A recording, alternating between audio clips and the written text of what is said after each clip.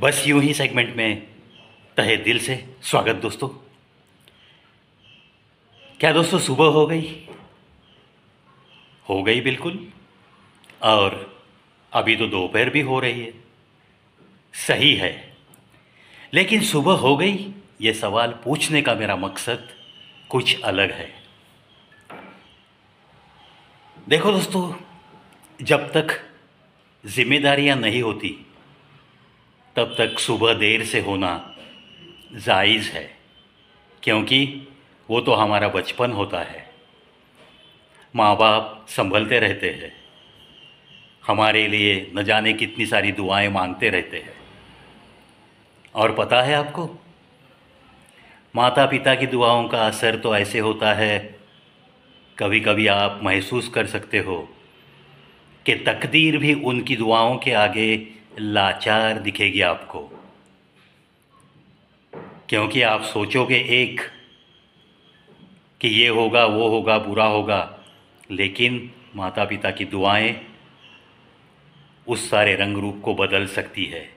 तकदीर का रंग रूप भी बदल सकता है और तकदीर भी ऐसी दुआओं के सामने लाचार हो सकती है। ऐसा ही तो अपना बचपना रहता है ना। बचपने के बाद जैसे जैसे हम जिम्मेदारियां उठाते हैं, तब आपको क्या लगता है, क्या दुआएं मांगना बंद करते हैं वो? बिल्कुल नहीं।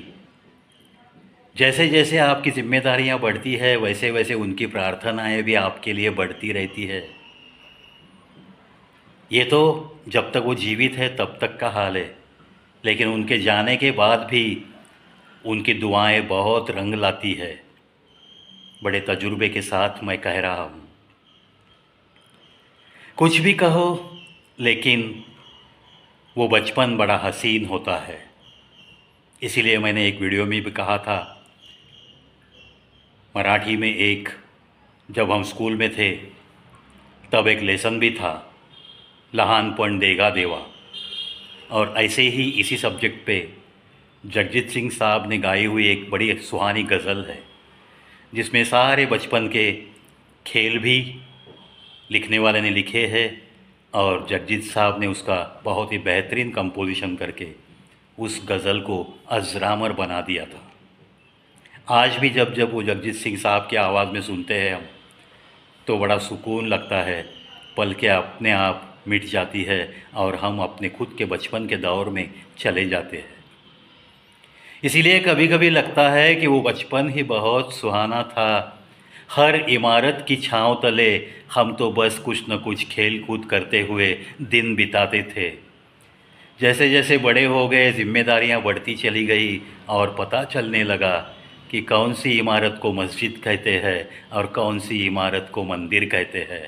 वो बचपन ही बड़ा सुहाना था, जब कुछ भी पता नहीं था कि ये इमारत मस्जिद है, ये इमारत मंदिर है। हर किसी इमारत की छांव बस अपनी सी लगती थी और वहाँ खेलते खेलते पूरा दिन बिताते थे, पूरा दिन बिताते थे। अंदर से सोचने के लिए मजबूर करने लगाती हुई यही पंक्तियाँ, ऐसे ही मैं कहूँगा, क्योंकि आज का माहौल ही कुछ ऐसा है। इसीलिए ये बचपना बहुत अच्छा लगता है। एक तो इंसान का इंसान के साथ रिश्ता ही आहिस्ता आहिस्ता कम होता चला जा रहा है। खून के रिश्तों में भी दिखने के लिए एकता दिखती है, लेकिन हर रिश्ते में कुछ न कुछ कहीं ना कहीं दरार ज़रूर दिखती है। इसीलिए ना रिश्ते रिश्ते रहे और मज़हब के नाम पे इंसान भी आहिस्ता आहिस्ता बंटने लगे हैं। ये मेरी मस्जिद, ये तेरा मंदिर, बस यही सिलसिला। और ये जो बांटना है, ये तो खेल होता है सियासत वालों का। इस चीज़ को कोई ध्यान में नहीं लेता। वो तो बस मस्का पाव खाते रहते हैं और आप और हम एक दूजे में बस दुश्मनी जताते जताते एक दिन इस दुनिया को अलविदा कहते हैं। तब तक तो उनकी पीढ़ियाँ अमीर से बहुत अमीर, बहुत अमीर से और अमीर होती चली गई, लेकिन हमारे दिमाग में ये बचपन की बात कभी नहीं आ रही है। इसीलिए ना मंदिर मस्जिद, हर इमारत की छाँव बस अपनी सी छाँव होती है। इस बात को कभी नज़रअंदाज ना करो। जैसे बचपन में हम मस्जिद की छाँव में भी खेलते थे, मंदिर की दीवार की छाँव में भी खेलते थे, बिल्कुल ऐसे ही हमें मस्जिद की छाँव में भी हमें जीना है और मंदिर की छाँव भी हमें दूर नहीं करनी है। इंसान सा बिल्कुल इंसानियत से इंसान के साथ इंसान का रिश्ता रहना चाहिए, और वो भी अंतिम पलों तक। यही प्यार एक दूजे में जतन करना सबको आना चाहिए। कहीं भी ऐसे रिश्तों में वन वे ट्रैफिक मंजूर नहीं है मुझे। चलो, आशा करता हूँ ऐसी कुछ पंक्तियों के ज़रिए हर किसी के दिल में, हर मज़हब के लोगों के दिलों में थोड़ा बहुत तो प्यार बढ़ेगा एक दूजे के लिए। इसी आशा के साथ चलो आज के एपिसोड में आगे मुड़ते हैं। ना कोई किसी का रकीब है, ना कोई किसी का हबीब है आजकल। अरे ये तो उस खुदा की रहमत है, रिश्ते तो वही बनते हैं जहाँ जिसका नसीब है, जहाँ जिसका नसीब है। इन पंक्तियों को अगर आप तहे दिल से मानते हो,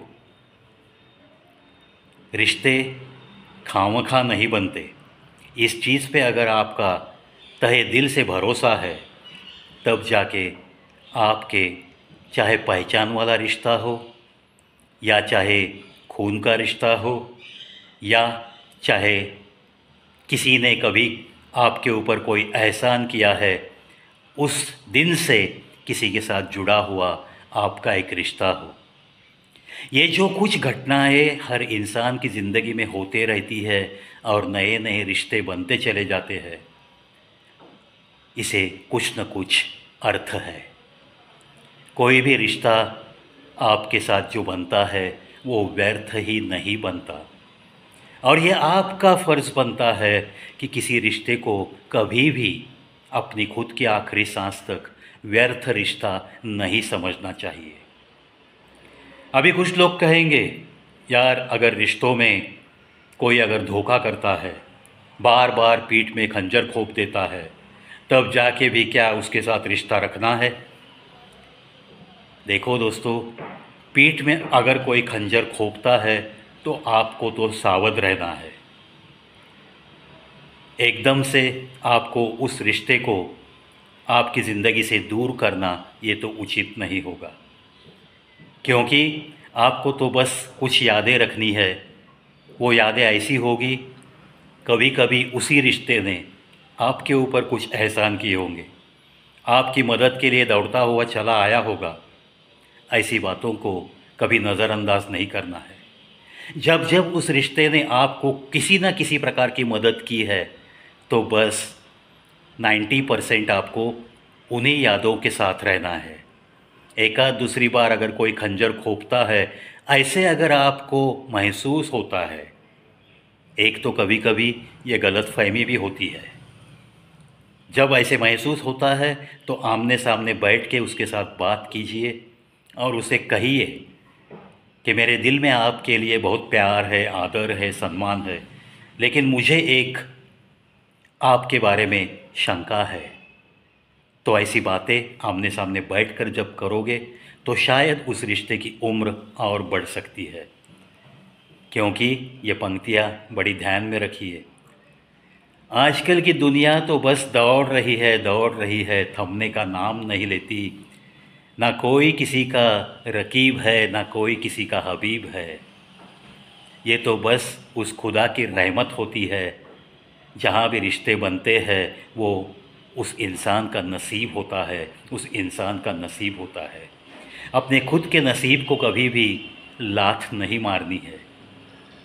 हर रिश्ते को अपने अपने तरीके से मान सम्मान देते हुए, उस रिश्ते के साथ मिलजुल कर रहते हुए जितने आप ज़िंदगी बिता सकते हो, उतनी आपकी ज़िंदगी हसीन बनती चली जाती है।